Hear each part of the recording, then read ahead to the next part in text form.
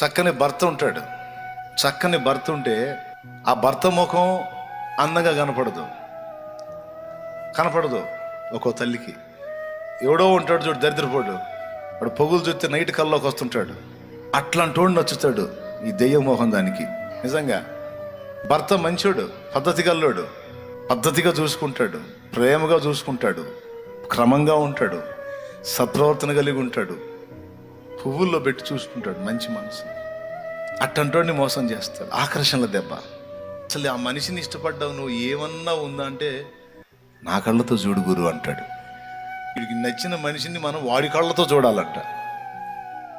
అమ్మాయి అసలు ఏమన్నా మనిషి జన్మెత్తావు నువ్వు, అసలు ఏంటి నీ ఆలోచన ఏంటి నీ అంటే, అసలు వాడు ఎట్లా నచ్చాడు, నీ భర్త, కాపురం, నీ పిల్లలు, నీ ఇల్లు, నీ సంసారం, నా కళ్ళతో చూడు. నిషిద్ధ ఫలాలకు ఆకర్షణ ఎక్కువ.